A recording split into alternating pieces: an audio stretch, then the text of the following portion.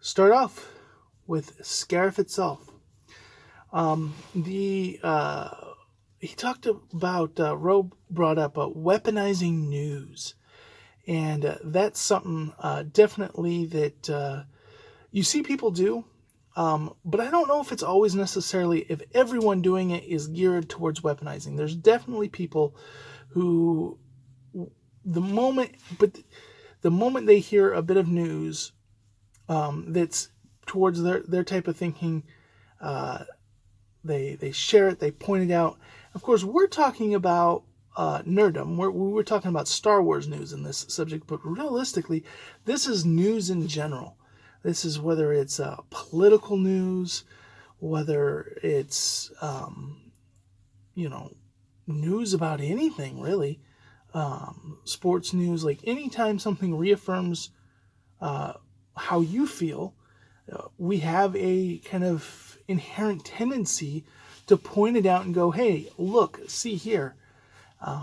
And you'll see the other side will get some other piece of news and they'll go, "Oh no, look, see here." And so it's not surprising that as much as we see that going on in the political field right now, that we're seeing that happen in the Star Wars field too. And of course, those that make a career out of following this stuff, the algorithm definitely seems to jump on and notice that trend. So there are people who push really hard and weaponize it, as you said. But I think generally, as nerds, though, when we hear a bit of controversial news, like we like to talk, like when we had George Lucas's ex-wife, when she got on and she said her piece about the sequels, of course, that was just juicy topic of discussion.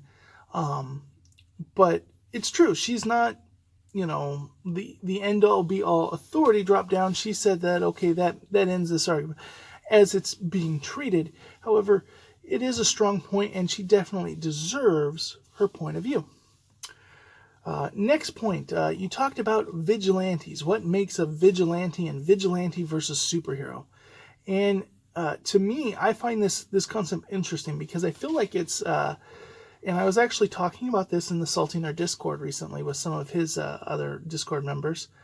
This subject came up, and I look at different universes use those words differently. And when I think of vigilante, I think of somebody who doesn't necessarily have like superpowers. I think of somebody like Batman, like Green Arrow. They may eventually become superheroes, but they start out as vigilantes. People who are fighting crime. Some of them are anti-heroes, but kind of that thing where the police don't accept their help.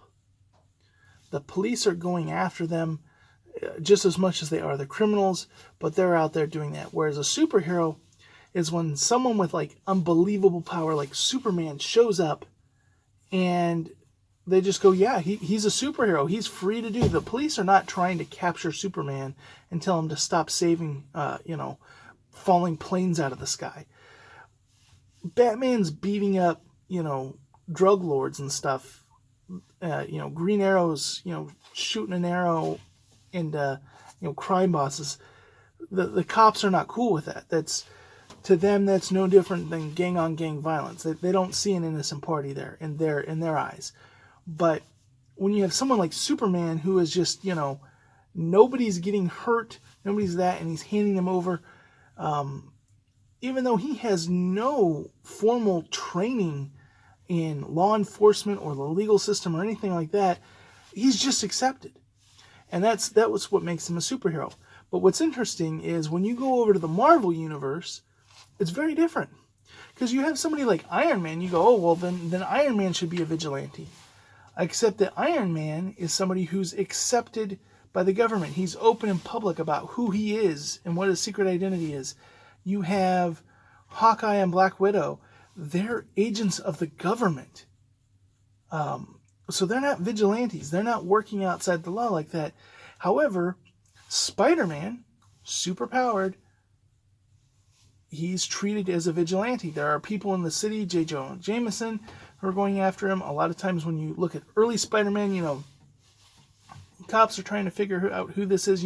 They have this sudden boom of problem. There's all these new freaky people that, are all Spider-Man's villains. And Spider-Man's just lumped into that. They don't really see him as different at first. He's just another guy who's battling these people, causing damage to the city. They want him off the streets.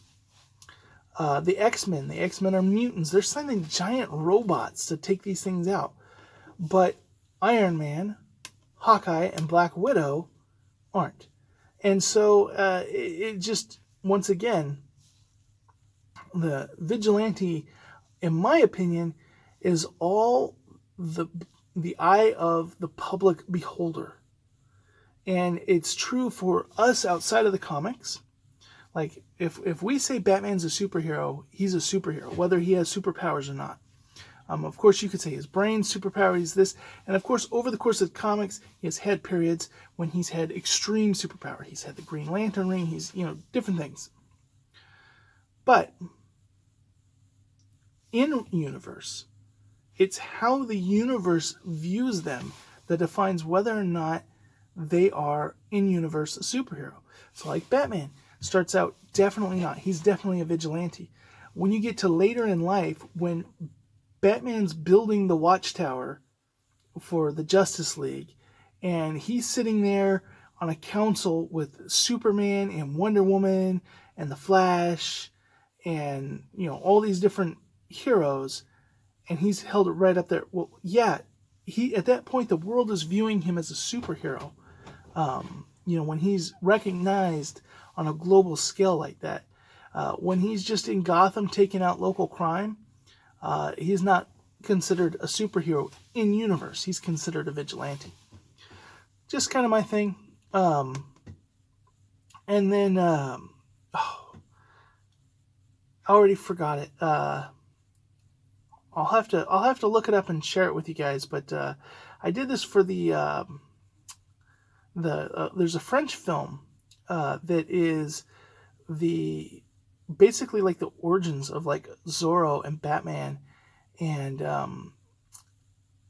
he is basically like the same backstory as Batman, the first like iteration of that from before those.